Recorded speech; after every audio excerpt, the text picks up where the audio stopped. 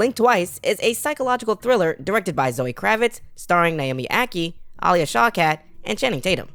The film takes viewers on a disorienting ride where something sinister lurks beneath the surface of the lavish lifestyle, drugs, and alcohol that fuel the ongoing party. Like the main characters, the audience becomes absorbed in the distractions, almost forgetting the dangers that's just out of sight.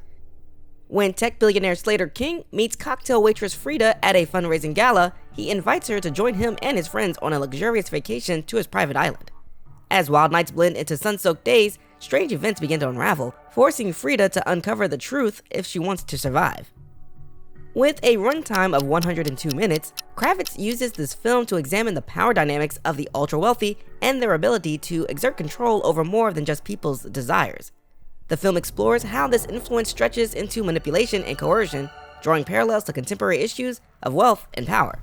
In this episode, we will break down how Blink Twice navigates these themes, examining what aspects of the film are most effective and where certain elements might have fallen short.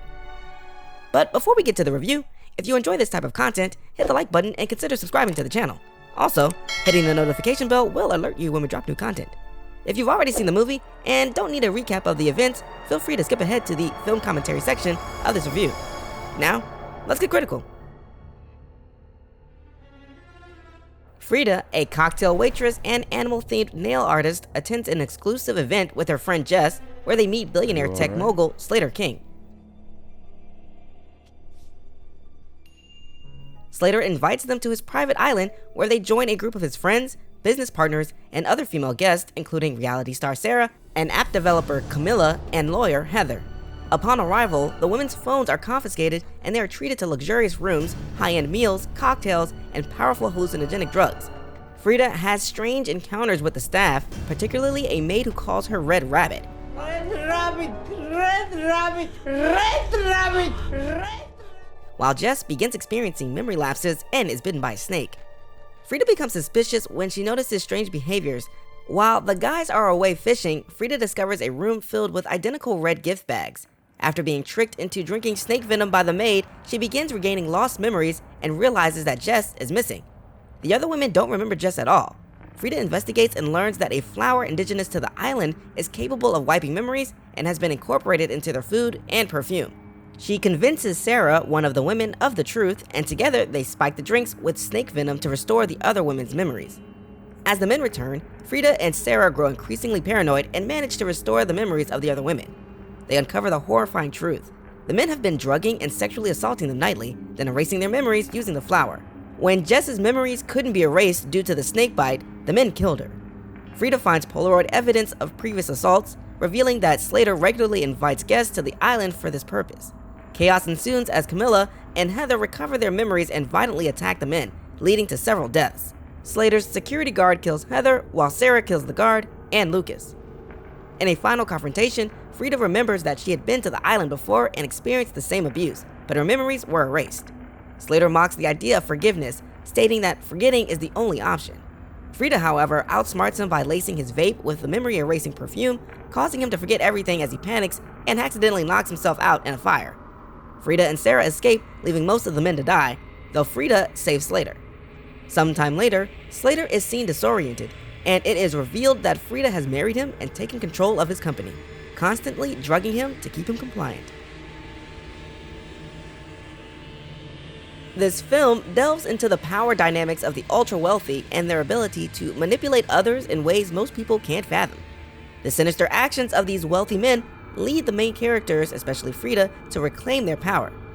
The assaults they endure results from one party believing their autonomy is inherent and unquestionable, while the other party is aware of the desires of their victims and can easily manipulate their surroundings. The abuse is normalized within the wealthy circle, and the audience watches as Frida, lulled into a false sense of security by the luxury and glamour, slowly realizes how little control she had. At its core, the film is a story about women suffering under the control of powerful men. Blink Twice is visually compelling and tackles a noteworthy theme, though some may find it heavy-handed. The film highlights situations many women can relate to, while others might see it as a repetitive portrayal of the women good, men bad trope. The film emphasizes the power of imbalance, with the wealthy men holding all the cards, status, money, and influence, which are attractive to those without them. Slater King, the tech billionaire, is shown to have an immense sphere of influence, enabling him to manipulate Frida's environment even before directly asserting his will. The question is raised, was Frida ever truly in control, or was she doomed from the start?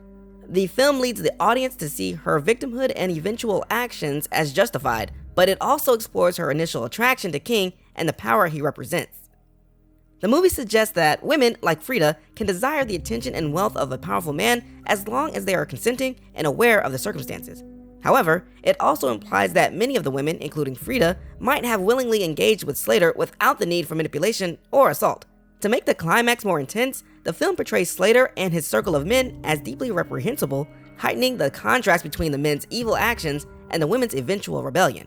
Yet, this dynamic is complicated by Frida's personal desires as she initially competes with Sarah for Slater's attention, highlighting a sub-theme of competition between women rather than solidarity.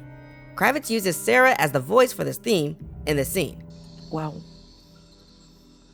women have been taught to compete against each other. Right? When really we should be helping, supporting each other.